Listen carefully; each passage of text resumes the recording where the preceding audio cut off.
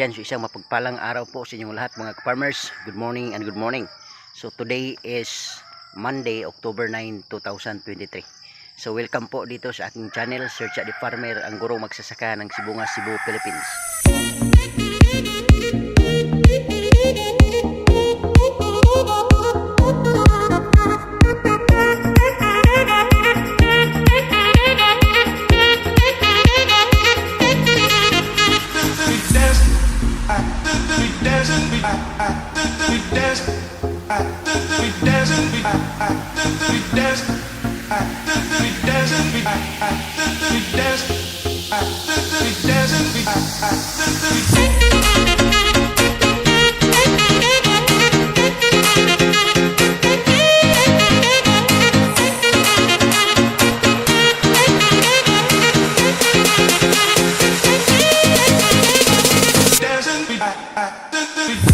And if you're new to this channel mga farmers, please don't forget to subscribe and click the notification bell in order for you to be notified with my coming videos.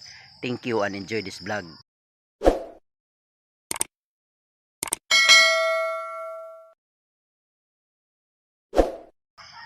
Okay mga farmers, so ang video po natin ngayon, ang ating vlog ay patungkol po dito sa ating 7th harvest ng ating Galaxy Max Ampalaya.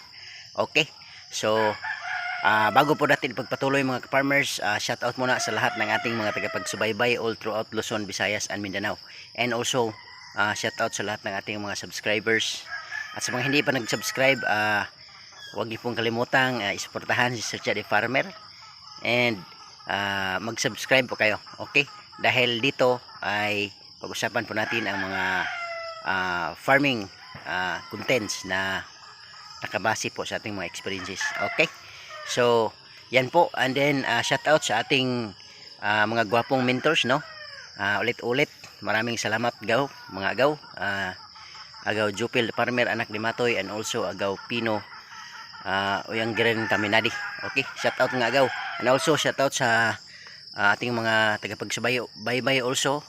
Boss Ayan Vlogs, and then Boss Wilson Vlogs. At the same time, Jojo the Farmer. And also to Sir Ayan Dibal at sa lahat ng mga tagapagsubaybay natin. So shout out.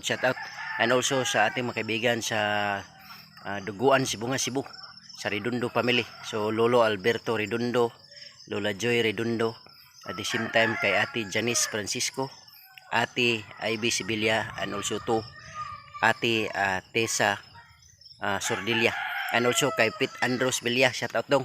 At sa lahat ng ating mga tagapagsubaybay, mga estudyante natin sa Chudoro de la Vega Memorial National High School, shout out mga teachers at saka mga non-teaching staffs. Lahat, St. Catherine's College, shout out. Okay, so tara na po. Yan, so good morning once again mga farmers. Today is October 9, 2023, no? So welcome back to my channel, Search at the Farmer, ang gurong magsasaka ng Sibungas, Cebu, Philippines. So ngayon mga farmers, sa ating vlog, pag-usapan natin itong 7th harvest ng aking Galaxy Max Ampalaya.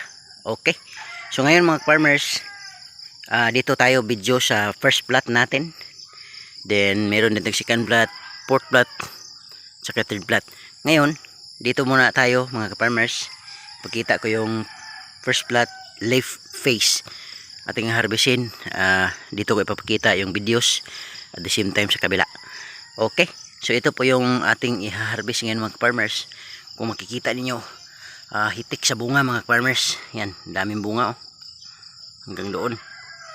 So yan po ang ating i-harvest ngayon mga farmers. So I am so happy seeing this fruits of our ampalaya na talagang ang gaganda. Okay, so feed up na yung ating mga hirap at sakripisyos paggawa at pagtatanim nito mga farmers. Okay, so ito po, grabe ang lalaki. So ngayon, shoutout pala sa ating buyer, Cheryl and agaw Ryan Aldaba. So sila po ang dadala ng ating product mga farmers papunta sa carbon market. Yung carbon market mga farmers, ito ang pinakamalaking public market dito sa buong Cebu. So doon po binabagsak 90% ng mga gulay at iba't ibang ani mula sa mga iba't ibang probinsya. Okay, sa mga provinces of Cebu. Okay. So yan po ang pag-usapan natin mga ka-farmers, kaya tara na. Yan, good morning mga ka-farmers. Welcome back to my channel, no? Sir Cha the Farmer, ang gurong magsasaka ng sibungas Cebu, Philippines.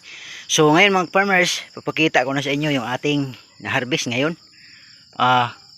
Pasensya na po mga farmers kung yung pagpipitas natin ay hindi ko naipakita ng medyo mataas-taas kasi limited yung time ko. Duty pa kasi ako ngayon mga farmers. Alam mo naman buhay, teacher.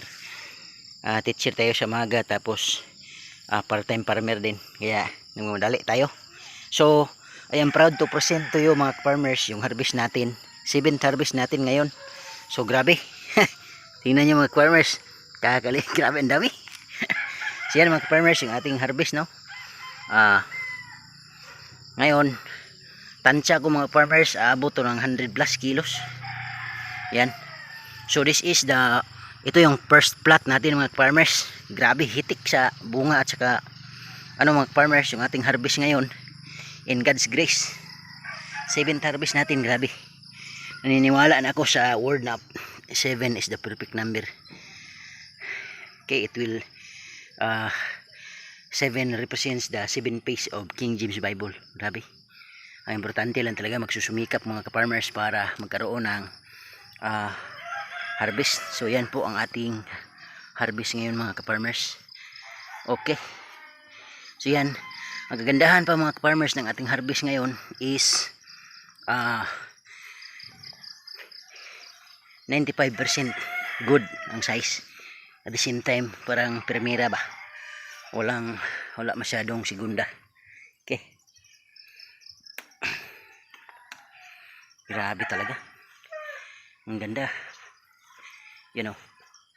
So shout out sa mga ampalaya farmers dyan. Maraming salamat din sa inyo kasi isa kayo sa mga nagiging inspirasyon ko sa pagsabak sa ganitong klaseng pagtatanim. Okay, so proceed second plot mga farmers.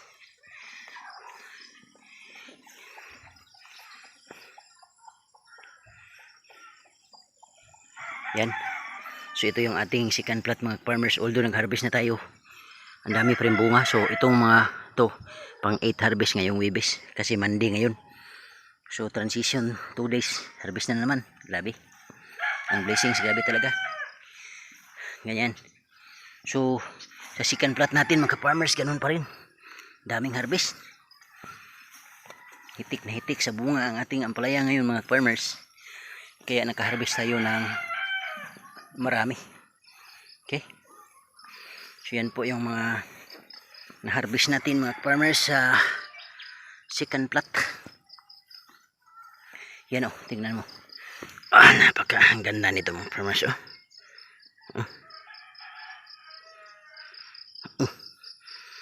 So dalawang dangkal. Okay na, Nay. Okay. May iwan pa. Yan.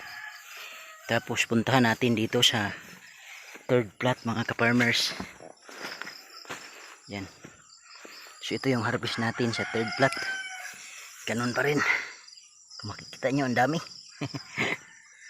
Grabe, walang sawang pasasalamat talaga sa Panginoon sa kanang unlimited blessings. Grabe.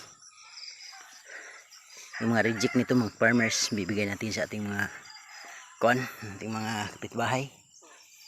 Okay, para at least meron din silang maluto mamaya at sa mga susunod na araw.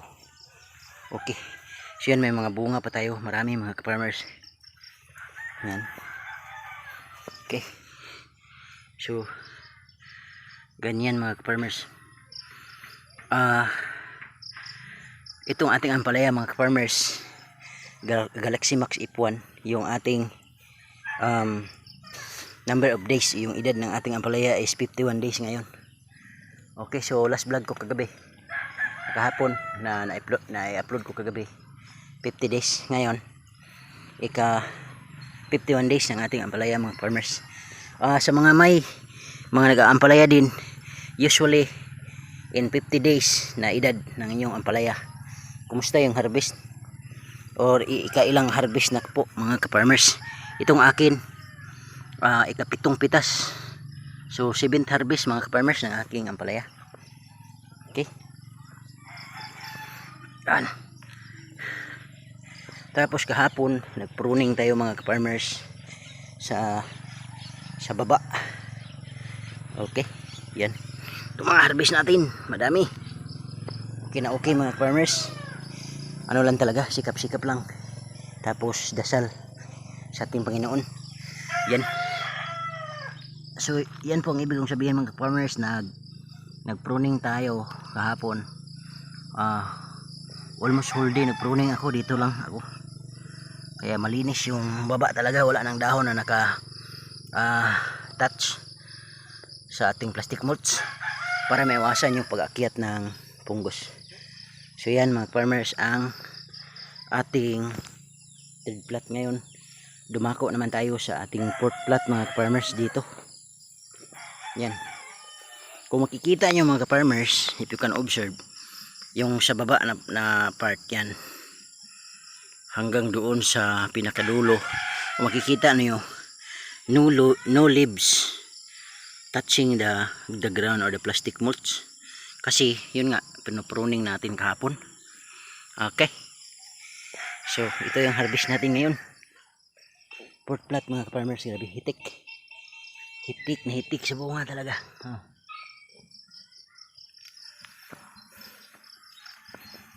Bro, wala pa bro, hapon pa kumumumba. Kuan atong Lunes.